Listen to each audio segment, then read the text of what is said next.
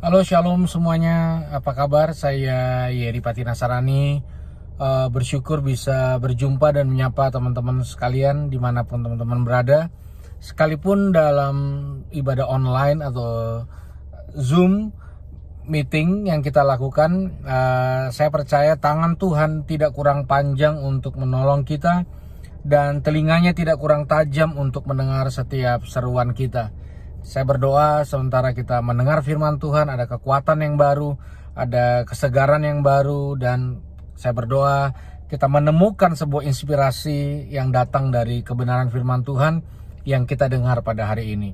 Itu sebabnya sebelum kita mulai, saya ajak kita mempersiapkan diri kita, dan saya mengajak semua kita satu hati di dalam doa. Mari tundukkan kepala dan mari kita berdoa. Dimanapun kami berada, Engkau menyertai setiap kehidupan kami. Kami percaya firman-Mu menuntun setiap langkah kami ke tempat-tempat yang terbaik yang memang sudah Tuhan siapkan dalam kehidupan kami. Kami tahu ada anugerah yang turun atas kami waktu kami dengar firman Tuhan. Kami bangkit jadi orang-orang hebat di kemudian hari bagi kemuliaan nama-Mu. Urapi setiap kami, tolong kami agar kami boleh mengerti setiap anugerah yang Tuhan sudah berikan di dalam kehidupan kami. Terima kasih Tuhan. Urapi dan berkati setiap kami, kayak buka hati kami, terima anugerah yang datang daripada Tuhan. Kami percaya, kami menerimanya, dan kami diberkati. Dalam nama Tuhan Yesus, kami alaskan setiap doa kami dan ucapan syukur kami. Haleluya. Mari bersama-sama kita katakan, amin. Puji Tuhan. Shalom sekali lagi, perkenalkan, nama saya Yeri Pati Nasarani. Teman-teman, saya melayani di gereja El Shaddai Injil Sepenuh. Saya memimpin juga sebuah yayasan yang bernama Yayasan Roni Pati Nasarani. Saya sudah berkeluarga, punya anak satu, usia 5 tahun, bernama Mieko. Dan senang sekali bisa menyapa. Saya berharap kita bisa belajar sesuatu dan menerima sesuatu pada hari ini, sehingga kita boleh menjalani kehidupan kita sehari-hari. Nah saudara, saya ingin memulai dengan ini. Bulan Agustus seperti tema di kebanyakan tempat ya. Banyak gereja atau pelayanan mulai mengambil sebuah tema yang bertepatan dengan tanggal 17 Agustus, yaitu Hari Kemerdekaan Republik Indonesia. Ya, jadi tiba-tiba banyak pelayanan yang mengangkat tema-tema nasionalisme, lalu mengibarkan kembali semangat kebangsaan. Jadi saya berharap di awal pemberitaan firman Tuhan pada saat ini, agar kita tidak mencintai Indonesia hanya pas bulan Agustus aja, atau November karena ada 10 November, atau Oktober ada 28 Oktober. Saya berharap kita ini mencintai Indonesia karena kita mengizinkan bangsa ini lahir di hati kita setiap hari. Saudara, kalau Tuhan izinkan setiap kita lahir di Indonesia, di tanah Nusantara ini, artinya Tuhan juga punya rencana atas setiap kita, atas bangsa ini. Itu sebabnya kita perlu berdoa buat bangsa ini, bukan hanya pas 17 Agustus aja, atau di bulan Agustus aja. Kita mesti benar-benar taruh hati Tuhan di dalam hati kita, dan kita yang lahir di Indonesia wajib melahirkan Indonesia di dalam hati kita. Saya ingin mengajak kita lihat Mazmur 87 ayat yang ke-6. Dikatakan seperti ini. Tuhan menghitung pada waktu mencatat bangsa-bangsa, ini dilahirkan di sana, Selah. Jadi setiap bangsa itu dilahirkan Tuhan, termasuk Indonesia. Jadi kelahiran satu bangsa itu di dalam kedaulatan Tuhan yang sempurna. Untuk apa Tuhan melahirkan satu bangsa, termasuk Indonesia di dalamnya? Supaya ketika bangsa ini lahir, lalu lahirlah juga orang-orang yang akan lahir sebagai bangsa ini.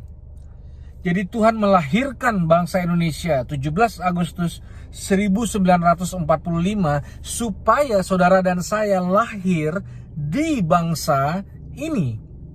Kenapa Tuhan izinkan kita lahir di bangsa ini? Supaya kita juga melahirkan bangsa Indonesia di dalam hati kita. Saudara, sangat penting untuk kita sadari bahwa selama kita ikut Tuhan dan tinggal di Indonesia sebagai warga negara Indonesia, kalau kita tidak mengizinkan Tuhan juga melahirkan Indonesia di dalam hati kita, maka kita tidak akan menemukan sebuah destiny ilahi yang memang dirancangkan atas kita dalam kedaulatannya yang sempurna. Itu sebabnya saya mengajak kita untuk belajar mencintai sesuatu yang gak populer di anak muda kebanyakan, dimanapun dia berada, bahwa mencintai Indonesia, jatuh cinta pada Indonesia, mengambil hati untuk Indonesia, berkontribusi pada Indonesia, itu merupakan sebuah langkah di mana kita menghormati dan mencintai Tuhan. Nanti saya akan jelaskan, saudara, bahwa penting banget supaya kita mengasihi dan mencintai Indonesia. Saudara, Indonesia memiliki sebuah dasar negara, yaitu Pancasila. Dia bukan pilar, dia dasar pondasi negara. Dan kita sama-sama tahu, bangsa Indonesia ini mengenal satu kalimat yang berkata Bhinneka Tunggal Ika. Artinya di dalam bangsa ini ada begitu banyak keberagaman, perbedaan, dan beragam macam hal, suku, kaum, ras, bangsa, bahasa, ya. Dan itu sebabnya waktu kita lahir di tanah ini, maka dalam perjalanan kita bersama Tuhan, Tuhan pasti juga akan mendorong kita atau mengajar kita untuk mencintai Indonesia. Saudara, kenapa saya ulang-ulang dari awal? Mencintai Indonesia merupakan satu hal yang sangat urgent, yang sangat penting, yang sangat gak boleh hilang di hati anak muda atau anak Tuhan atau siapapun yang mengaku mengasihi dan mengenal Tuhan. Kalau saudara cinta Tuhan gak cinta Indonesia, ada yang salah dari apa yang saudara yakini. Kalau saudara cinta Tuhan lalu hatimu tidak terpesona, hatimu tidak bergetar ketika berbicara soal Indonesia, maka ada yang salah dalam pemahaman saudara. Ya, kenapa? Perhatikan baik-baik. Ketika saudara mencintai Tuhan, maka ada satu nilai yang tidak boleh saudara gagal. Ini nilai yang tidak boleh orang gagal. Ketika seseorang memutuskan mencintai Tuhan dengan segenap hati, akal budi, dan kekuatannya. Apa itu, saudara? Ketika saudara mencintai Tuhan, saudara harus belajar mencintai apa yang Tuhan cintai. Saudara dengar baik, saya yakin siapapun yang ikut pertemuan online ini adalah orang yang mengenal dan mencintai Tuhan. Siapa yang cinta Tuhan? Semua pasti cinta Tuhan. Amin. Karena kita cinta Tuhan, makanya kita ikut ibadah pada hari ini. Lalu bagaimana ekspresi tertinggi ketika kita mencintai Tuhan? Ekspresi tertinggi ketika kita mencintai Tuhan. Perhatikan baik-baik. Please perhatikan baik-baik. Karena banyak anak Tuhan kehilangan poin berharga dan penting ini. Ketika kita mencintai Tuhan, maka kita harus belajar mencintai apa yang Tuhan cintai. Saya ulangi.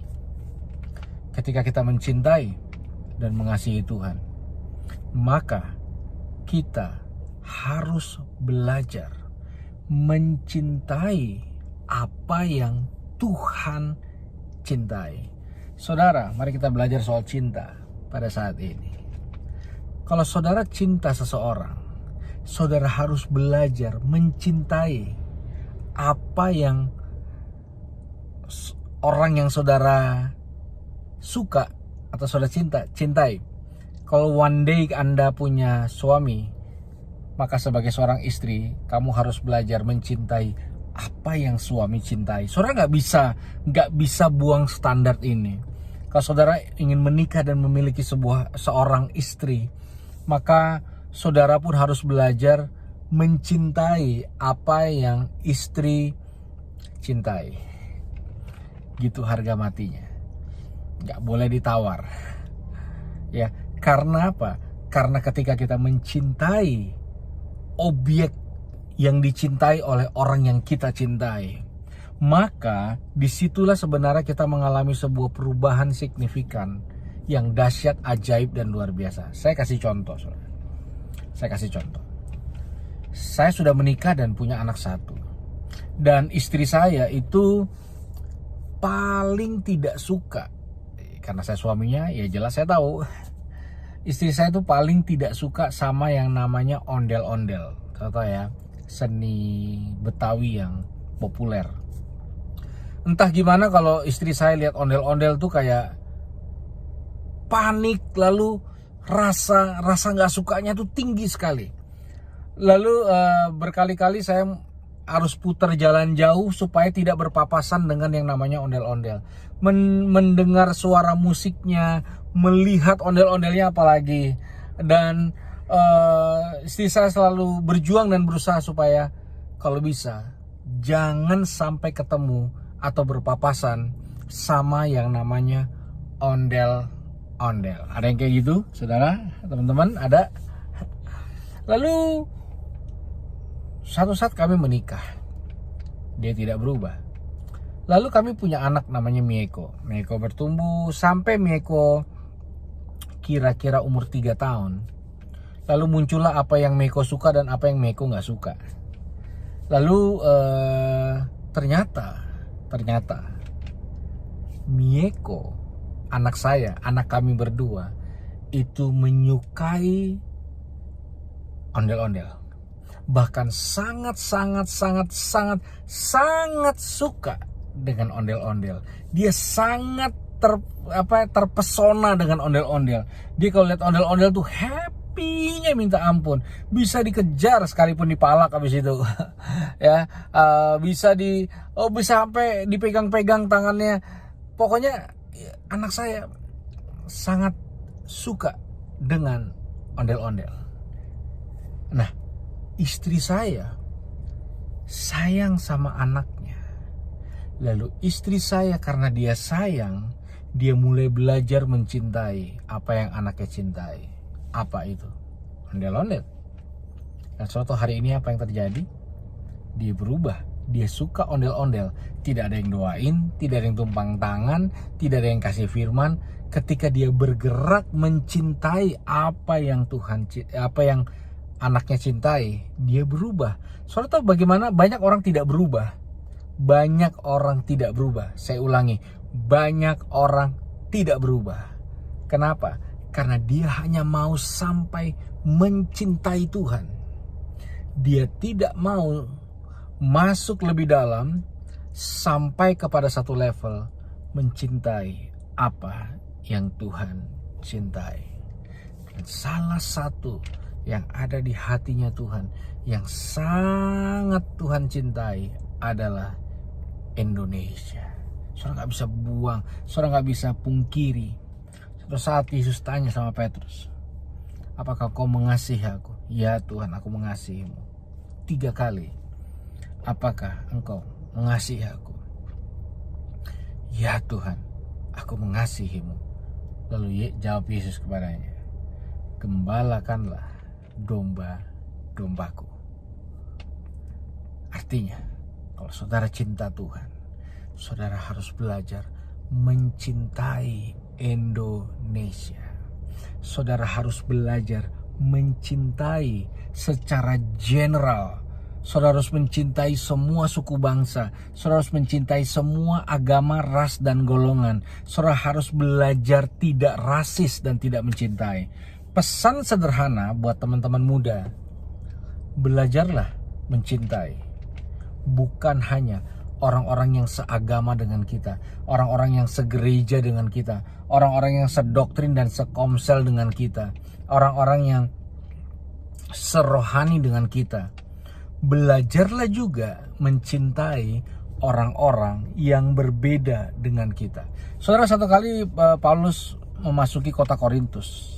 Lalu dia bilang sama jemaat di Korintus, kamu tuh masih anak-anak duniawi, manusia duniawi, masih anak-anak, masih memerlukan susu. Saudara buka 1 Korintus 3 ayat 1 dan 2. Bukan makanan keras. Kenapa?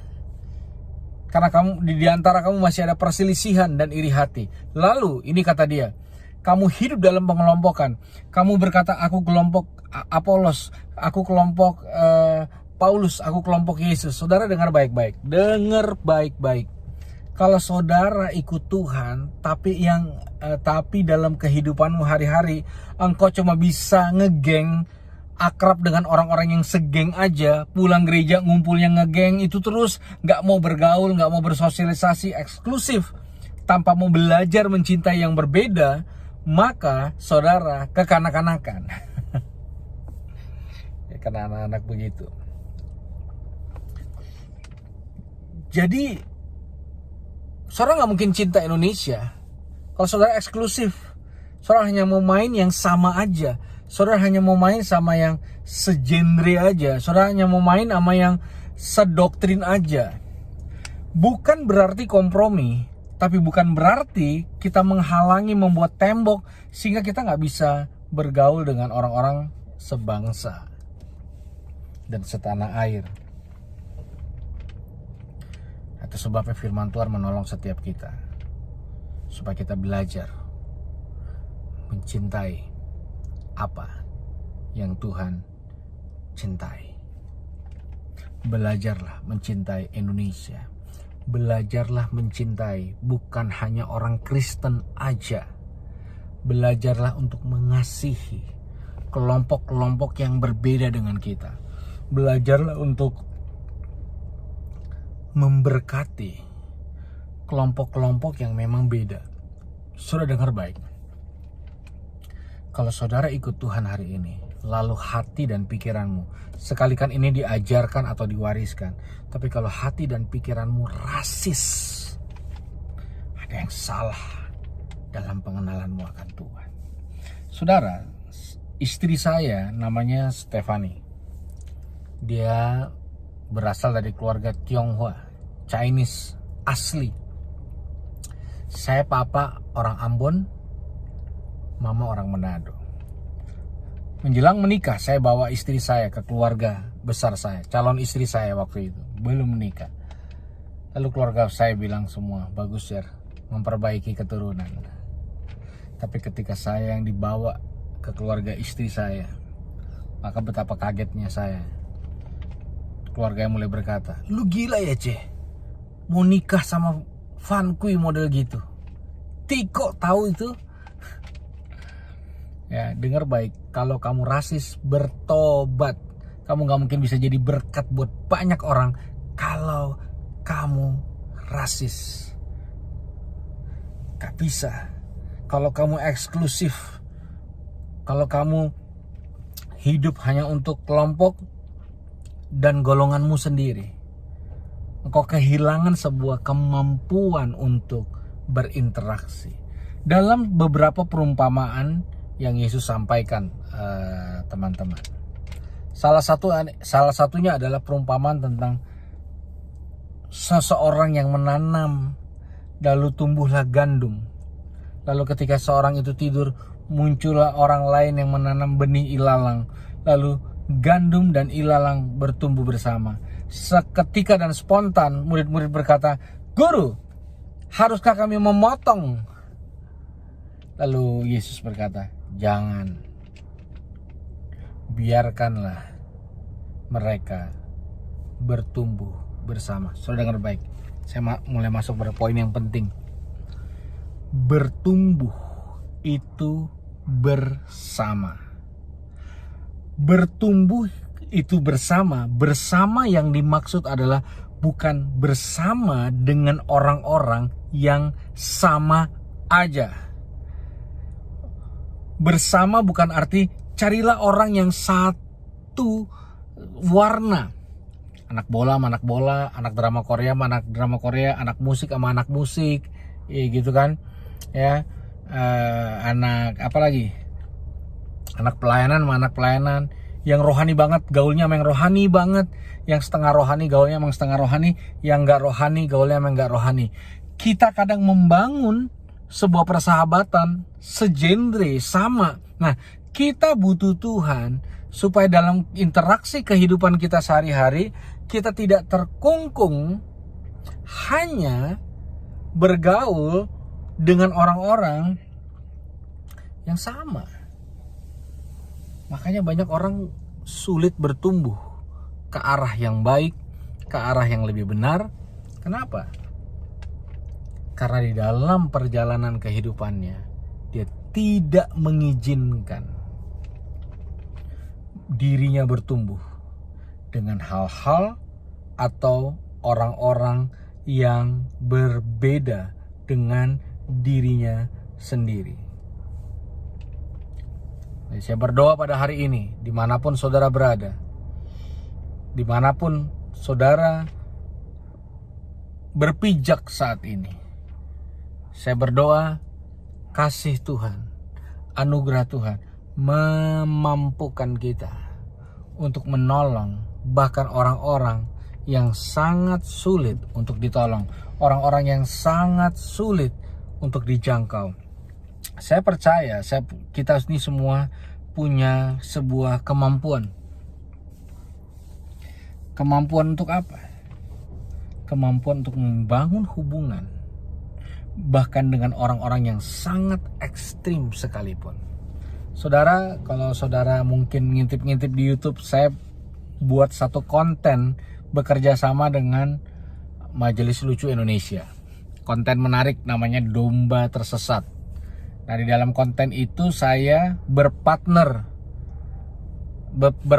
dengan seorang yang murtad, meninggalkan Yesus, lalu memutuskan menjadi seorang agnostik. Dan di konten tersebut saya tandem dengan dia. Artinya sebagai seorang hamba Tuhan, apakah tetap mampu bersahabat dengan orang-orang yang pernah kenal Tuhan lalu meninggalkan Tuhan? Ya. Bagaimana itu bisa terjadi? Harus bisa terjadi. Kita harus bisa berinteraksi dengan orang-orang yang mungkin sangat membuat kita tidak nyaman. Sangat membuat kita tidak enak hati kita. Itu sebabnya kembali lagi kita harus belajar berdoa untuk kesejahteraan Indonesia, bukan untuk kepentingan pribadi, tapi untuk kepentingan Indonesia. Jadi saudara gak mungkin berkata bahwa maaf, memberkati Indonesia bukan panggilan saya. Panggilan saya adalah melayani di gereja, multimedia, sekolah minggu, tim musik, tim misi. Tidak, itu bukan panggilan saya. Saya punya kabar baik hari ini. Kita tidak pernah diutus hanya untuk kalangan kita sendiri.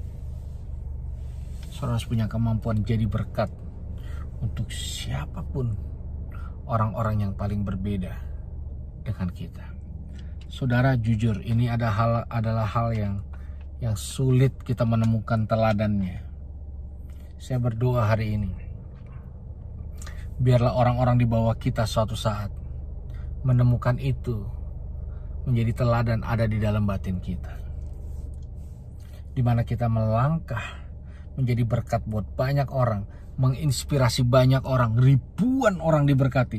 Ini yang akan membuat suatu saat kita akan berdiri di garis depan pergerakan Tuhan yang dahsyat dan luar biasa, melakukan perkara-perkara ajaib, perkara-perkara besar bagi kemuliaan namanya. Jadi hari ini dimanapun saudara berada, saya berdoa Tuhan pakai saudara, Tuhan pakai hati, Tuhan pakai pikiran saudara, Tuhan pakai hidup saudara untuk bisa memberkati begitu banyak orang di generasi saudara. Saya berdoa, tangannya menuntun kita, hatinya membuat kita jatuh hati pada Indonesia. Saya kadang bingung, banyak anak muda sekarang belajar di luar negeri, lalu pulang petatang petenteng dari luar negeri, lalu berkata, Indonesia bisa bayar gue berapa? Mereka melihat Indonesia dengan sebelah mata. Gue malas sama orang Indo. Orang Indo begitu banget, orang Indo. Hei, lu orang Indo. Banyak yang suka lupa kalau dia juga orang Indonesia. Please, cintai Indonesia.